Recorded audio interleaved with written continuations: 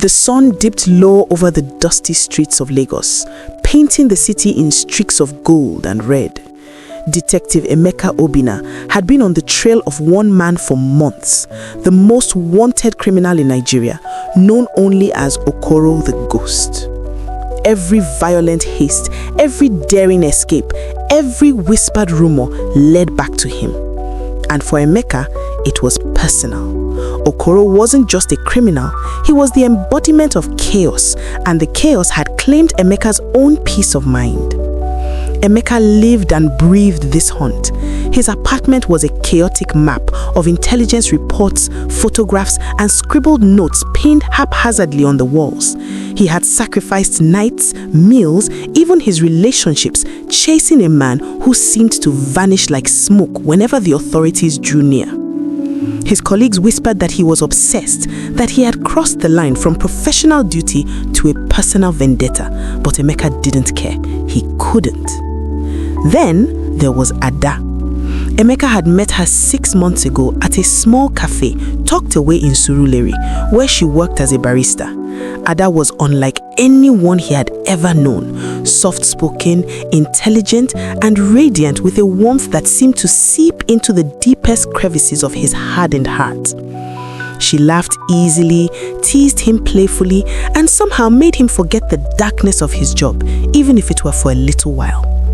Their relationship had been a careful balance, like walking on a tightrope over a stormy sea. Emeka never mentioned work, never revealed the blood and violence that shadowed him every day. Ada never pressed. She trusted him, believed in him, and in return, he cherished her, guarded her like a secret flame in the dark. But secrets have a way of unraveling. It started with a tip, a casual report from a low-level informant in Akoranja who claimed to have spotted Okoro at a small hideout near the Lekki-Epe Expressway. Emeka's pulse raced. He could feel the familiar adrenaline surge, the mixture of anticipation and dread. He gathered his team quietly at dawn the next day. They would move fast, strike before Okoro could vanish again. The streets were empty, save for a few motorcycles weaving through traffic. Emeka's SUV bounced over potholes and debris as he led his squad deeper into the maze of Lagos suburbs, following coordinates that felt almost too precise to ignore. At the edge of the city, they found the abandoned warehouse, a hulking, decayed structure covered in graffiti and weeds. Emeka signaled for silence. Every muscle in his body was taut. He and his team slipped inside. The air was thick with dust and the faint metallic scent of rust. Shadows danced along the walls as the squad swept through room after room, weapons raised, heart pounding. Then they found him. Or so Emeka thought. In a dimly lit corner of the warehouse, a man crouched over a small pile of cash and stolen electronics. He moved with careful precision, as though every gesture had been rehearsed 100 times. His face was partially hidden beneath a hoodie, but he could see the eyes, sharp, calculating, and terrifyingly familiar. "Freeze!" Emeka shouted, stepping into the light. The man froze, slowly raising his hands. There was a tense silence. Then the hoodie fell back and Emeka's world cracked. It was her brother, her younger brother, Chijioke. Emeka blinked, unsure if the dim light was playing tricks on him. He had seen photographs before, yes, but he never expected, never imagined that the most wanted criminal in Nigeria, the ghost who haunted headlines and nightmares, could be the same person who had grown up in Ada's family home. Emeka said, his voice trembling slightly. "It's not what you think. It's not what you think." Emeka felt as if the air had been sucked out of his lungs. Words failed him. His gun hung limply in his hand. Every instinct told him to arrest, to fight, to call for backup, but another stranger instinct whispered hesitation. This was no longer a case of justice versus crime. It was personal. And Ada? Emeka thought of her, unaware that the man she had called her brother was the very person she had hunted for months. The betrayal, the shock, the impossible collision of love and duty crashed over him like a tidal wave. He lowered his gun slowly, eyes never leaving Chijioke's. "Explain," he said, voice tight. Chijioke swallowed, running a hand over his face. "I didn't want you to know. I had no choice. The cartel made me do things. I tried to leave, I really did, but..." His voice broke, trailing off into a whisper that seemed too small for the enormity of his crimes. Emeka's mind spun. Everything he had believed, every moment of the hunt, seemed suddenly meaningless. The man he had pursued with such relentless intensity was someone he should have been able to trust, or at least someone connected to the woman he loved. He glanced at the pile of stolen goods, at the evidence of violence and deceit, and then, reluctantly, he glanced at Chijioke's face. Somewhere under the fear and guilt, there was a trace of the boy who had played soccer in Lagos streets, the boy Ada had spoken with so much affection. The hunt had led him here, to a truth more complicated than any criminal report or intelligence briefing could capture. And now, standing in the shadows of that abandoned warehouse, Detective Emeka Obinna had to confront the most dangerous discovery of all. Sometimes, the heart's connections are as treacherous as any criminal network. Emeka's hands shook slightly, though he tried to hide it behind his composure. Chijioke's eyes were wide, pleading, haunted. "I never wanted this life," he whispered. "I only wanted to survive. You don't understand." Emeka did understand. He understood better than Chijioke might think. He understood fear, desperation, and the lure of choices made when every door seems locked. But understanding didn't erase duty. He had spent months chasing Okoro the Ghost, months risking his life, months telling himself that justice mattered above all else. And yet, here he was, confronted with the impossible. To arrest Chijioke would be to betray Ada. To let him go would be to betray justice. The warehouse was silent except for the distant hum of the city beyond its crumbling walls. Emeka's squad had frozen at the edge, uncertain, sensing the tension but unsure how to intervene. He lowered his voice. "Chijioke, why?" The younger man's shoulders slumped, a mixture of shame and exhaustion dragging him down. "I thought I could handle it. When I left school, I needed money, fast. I thought I could control it. But once you are in their world, there's no turning back. They threatened me. They threatened Ada." His gaze flicked up as if to measure Emeka's judgment. "I never wanted her to know. I never wanted her to see me like this." Emeka felt the weight of his gun in his hand, the cold metal grounding him even as his mind reeled. He remembered Ada's laugh, her gentle teasing, her bright eyes filled with trust. And suddenly, the criminal mastermind he had pursued was no longer an abstract threat. He was a boy she loved, a family member, someone human in ways that reports and headlines had stripped away. "Emeka."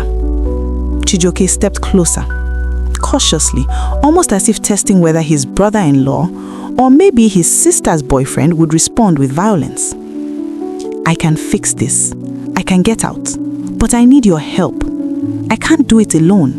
You're the only one who can." Emeka's mind raced.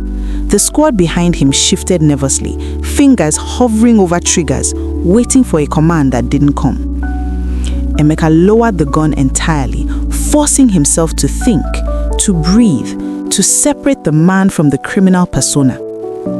"Explain," he said again, more firmly this time. "Every detail, every connection. I need the truth." Chijioke nodded and sank onto a nearby crate. His voice was quiet, but steady as he spoke. "It started small. A few jobs for the cartel. Delivery, surveillance. Then they realized I had a skill for planning, for getting in and out without leaving a trace. They started giving me bigger jobs, more dangerous ones. And every time I tried to leave, they threatened Ada, say they would hurt her, say they would ruin her life. I had no choice, not really. I thought I could protect her by keeping secrets, by staying hidden in the shadows. But now I'm trapped, and I can't fix it without you. Emeka's jaw tightened. Part of him wanted to call it over, to grab his radio, summon backup, and lock Chijioke away. But another part, an inconvenient human part, listened to the sincerity in his voice. He saw fear, desperation, and guilt, not arrogance or cruelty. You could be lying, Emeka said finally. You could be manipulating me. The Okoro the Ghost I've been chasing, he's clever. He's dangerous. He doesn't care who he hurts. How do I know this isn't some game? Chijioke looked him directly in the eyes, his gaze steady, unflinching. Look at me, Emeka. I am not Okoro the Ghost anymore. I am your girlfriend's brother, and I'm asking you to save us both before it's too late. The tension in the warehouse was suffocating. Outside, the city moved on oblivious to the drama unfolding in the decaying building. Emeka's mind replayed every detail of the case, the violent robberies, the disappearances, the near deaths of innocent people. But he also remembered Ada, and he realized with a sinking feeling that whatever choice he made here, it would define him forever. Suddenly, a sound echoed from the far corner of the warehouse, a metallic clink, subtle but unmistakable. Emeka's squad tensed immediately. He raised a hand to stop them. Stay calm, stay quiet. Chijioke stiffened. They know, he whispered. They tracked me here. They're coming. You have to decide, Emeka, before it's too late. Adrenaline surged through Emeka's veins. The criminal he had chased for months, the brother of the woman he loved, sat before him pleading for trust. And somewhere in the shadows of the warehouse, danger approached. Emeka's heart pounded, a relentless drumbeat that drowned out the rest of the world. His hand hovered near his gun again, but this time not out of instinct to kill, but out of instinct to protect.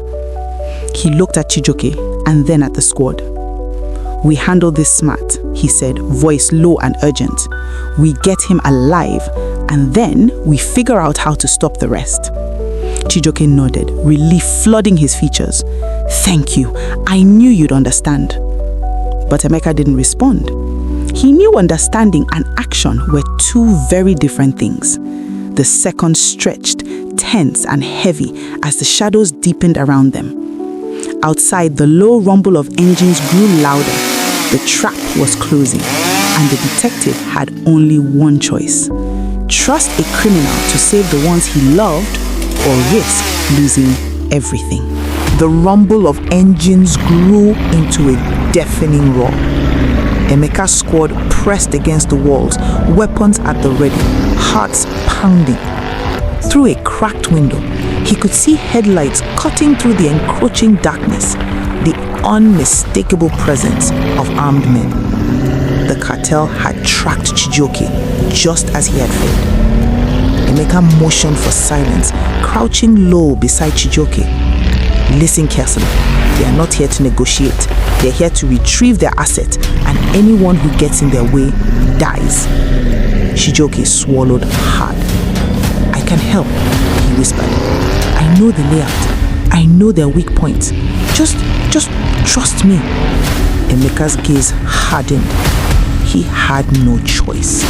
If they failed, Ada could be next. He nodded, signaling for his squad to spread out quietly. The warehouse had multiple exits, some blocked, some hidden. It was a maze, and in the dim light, shadows became allies and enemies alike. The first men entered, masked, heavily armed, moving with practiced precision.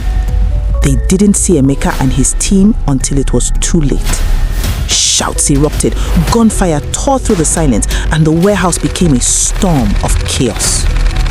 Emeka moved with surgical precision, ducking behind crates, taking down threats with controlled bursts. He noticed Chijioke moving alongside him, surprisingly calm, guiding us through secret passages, pointing out structural weaknesses in the building. For all the months he had chased Okoro the Ghost, nothing had prepared him for this moment, fighting side by side with the very man he had sworn to arrest. A grenade exploded near the far wall, sending dust and debris into the air. Emeka's ears rang, and he felt the sting of grit in his eyes. "Cover me!" he shouted, diving forward to drag Chijioke behind a reinforced beam. Chijioke nodded, pulling a small pistol from his waistband. His aim was steady, precise. For the first time, Emeka realized that this wasn't just desperation. Chijioke had learned to survive, to fight, to manipulate danger like a second nature. Outside, more cartel men were arriving, their voices shouting orders in mix of pidgin and Igbo. "No escape! Bring him back alive!" Emeka's mind raced. He could hear Ada's voice in his head, her laughter, her gentle teasing. He imagined her walking into danger, unaware that her brother was in the middle of a firefight with her boyfriend at his side. That thought sharpened his resolve. He had to protect both Chijioke and Ada, no matter the cost. They pushed deeper into the warehouse, moving through a labyrinth of crates, machinery, and broken furniture. Emeka glanced at Chijioke. "We need a plan, fast. There are too many, and they know this place better than we do." Chijioke's eyes darted around, scanning escape routes. The back exit, through the storage room. There's a tunnel, leads under the fence. We can get out, but you will have to trust me. Emeka hesitated only a fraction of a second, then nodded. "Let's move." Gunfire erupted again, forcing them to dive for cover. Sparks flew as bullets ricocheted off metal. Emeka's squad provided suppressing fire, while he and Chijioke sprinted towards the storage room. Every second felt like a lifetime. Every heartbeat echoed like a drum. They reached the tunnel entrance. Chijioke kicked it open, revealing a narrow, damp passage that smelled of earth and decay. "Quick, before they realize," he hissed. Emeka glanced back. Cartel men were regrouping, swearing, trying to find them. His squad held their ground, buying precious seconds. Emeka grabbed Chijioke's arm. "Move, now!"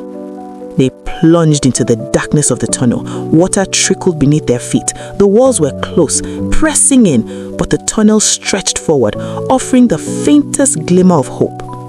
Emeka's mind flashed to Ada again, imagining her at home, blissfully unaware of the blood and danger unfolding just miles away. Suddenly, a hand grabbed Chijioke from behind. A masked man lunged, aiming a knife. Emeka reacted instinctively, elbowing the assailant in the face and sending him sprawling. Chijioke swung his gun, firing twice, and the attacker collapsed silently. They didn't stop. They had to keep moving.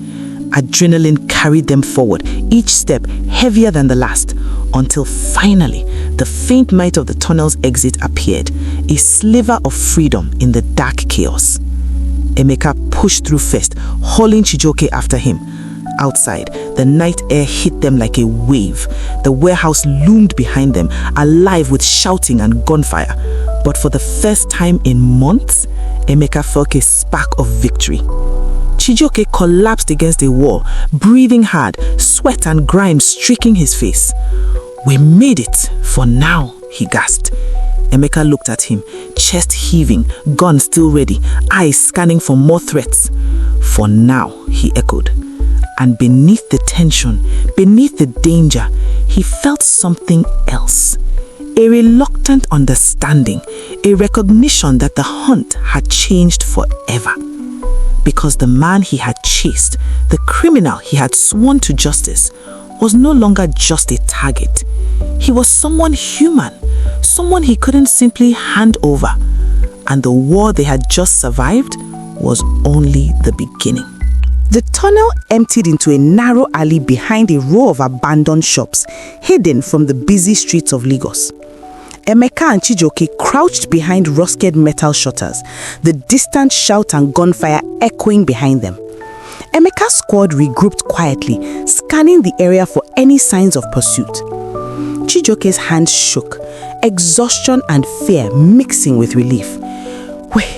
We're alive," he whispered, almost disbelieving. Emeka kept his gun raised, eyes darting across the alley. for now, but they'll be back, and next time they won't wait for us to escape.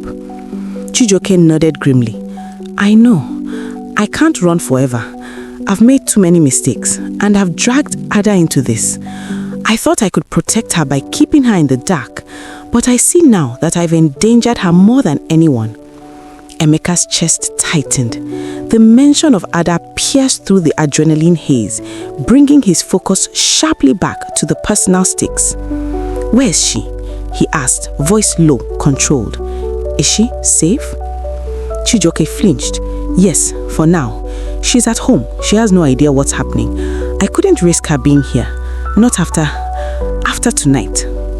Emeka exhaled slowly. Relief washed over him, but it was tempered with the weight of responsibility pressing down like a leaden stone. The warehouse firefight wasn't just a close call. It was a warning. The cartel would escalate, and Ada's safety hung in the balance. Listen carefully, Emeka said, lowering his gun slightly. We need a plan. You can't stay out in the open. You have enemies everywhere. I can hide you for a while, but this isn't going to end peacefully unless we're smart. Chijioke looked at him, vulnerability plain in his eyes. Emeka, I don't deserve your help. I've caused nothing but trouble, and Stop, Emeka interrupted sharply. Right now, the past doesn't matter. What matters is keeping you alive and keeping others safe. After that, we deal with everything else. There was a pause as the gravity of the situation sank in. Emeka realized he had reached a crossroads.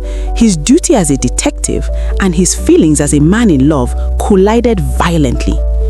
Trusting Chijioke meant risking professional ruin, personal danger, and betrayal of the law. But leaving him meant certain death and inevitably exposing Ada to unimaginable pain. Chijioke's gaze dropped to the ground. I don't know how to fix this. I've never done anything right. You can start, Emeka said quietly, almost to himself.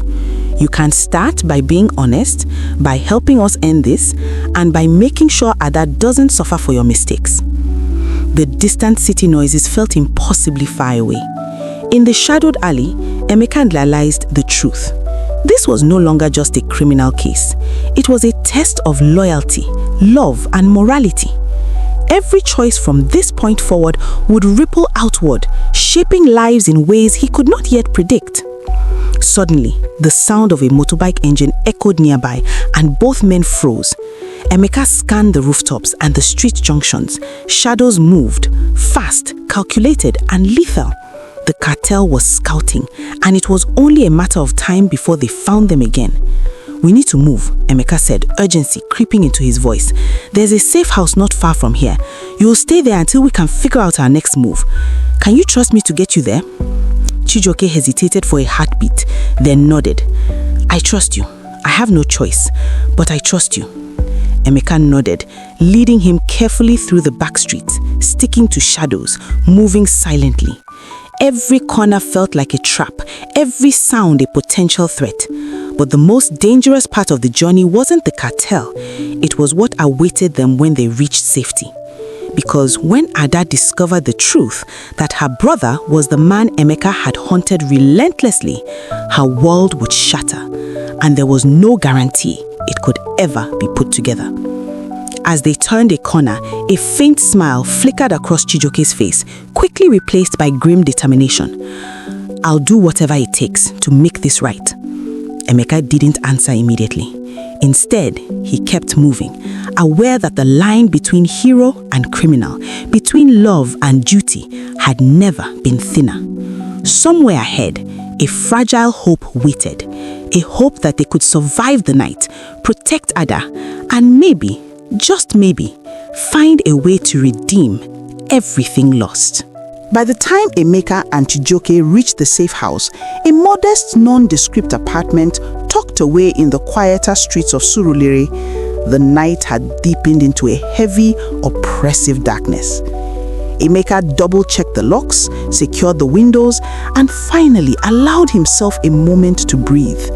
But there was no relief, only the uneasy quiet that comes before the storm. Chijioke sank on a worn couch, face pale and hands trembling. We survived, he said, his voice barely above a whisper. I can't believe we survived.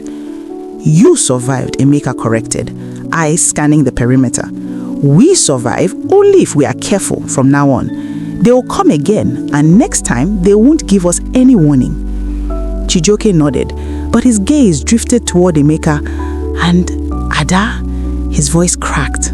What do we do about her? If she finds out, if she knows I'm Okoro the Ghost, will she ever forgive me? Emeka's chest tightened. He knew the truth would hit Ada like a lightning strike. Her trust, her love, everything they had built could shatter in an instant. Yet, hiding it was no longer an option. Sooner or later, the truth had to come out, and Emeka knew he would stand by her, whatever she chose. Let's not think about that yet, Emeka said. First, we survive the night, then we figure out how to protect her and stop them for good. And yes, she deserves the truth, only when we are ready to face the consequences together. Hours passed in tense silence. Outside, the city moved on, oblivious to the war waging in a small apartment in Surulere. Inside, Emeka and Chijioke strategized, poring over maps, making plans, calculating risks. They weren't just running anymore. They were preparing for a decisive strike, a way to end the cartel's threat for all and once. Finally, as the first light of dawn began to creep through the curtains, Emeka made a decision. You need to call Ada, he said, voice firm. She deserves to hear it from us, the truth, all of it. But you don't do it alone. I'll be there. Chijioke swallowed hard. Are you sure? This could destroy her, destroy us. Emeka nodded. I'm sure. She deserves honesty, even if it hurts. And if we stand together, we can survive whatever comes next. The moment was heavy with anticipation. When Ada arrived, she was radiant as ever, unaware of the chaos that had unfolded in her family and her boyfriend's life. Her smile faltered as she saw Chijioke and Emeka waiting, tense and serious. Emeka? Chijioke? What's going on? She asked, a flicker of worry in her eyes. Chijioke stepped forward, voice trembling. Ada, I need you to listen. I've made terrible mistakes. I've done things I'm not proud of. I've been living a life I shouldn't have, hiding from you, hiding from everyone. Tears sprang to Ada's eyes as the truth spilled out. Everything she hadn't known, everything she hadn't suspected. She saw her brother, the wanted criminal, standing vulnerable and repentant before her. She saw Emeka torn between love and duty, guiding them both through the darkness. For a long moment, the room was silent, heavy with shock and emotion. Then, Ada spoke, voice shaking but resolute. Chijioke, you are my brother. I love you, but this is a lot. I need time. And Emeka, I trust you. Help us survive this. The relief that washed over Chijioke was almost tangible. Emeka's jaw relaxed slightly, the tension easing for the first time since the warehouse. But there was no room for complacency. The threat was far from over. Together, the three of them formed a fragile alliance. Chijioke's knowledge of the cartel, Emeka's skill as a detective, and Ada's courage and intuition became their greatest weapons. Over the following days, they executed careful, precise moves to dismantle the cartel's operations, using intelligence, strategy, and trust to outmaneuver enemies at every turn. In the end, it was not sheer firepower, but unity and honesty that won. The cartel's network crumbled, the threat neutralized, and the past that had haunted them began to fade. And those scars remained, emotional and physical. The bond between them endured. Chijioke committed to making amends, Emeka to protecting those he loved, and Ada remained the heart of it all, a reminder that even in a world of crime, betrayal and violence, loyalty and love could survive. As Lagos stirred awake beneath the morning sun, Emeka looked at Ada and Chijioke, a silent acknowledgement passing between them. The hunt was over, but the journey of trust, redemption, and family had only just begun.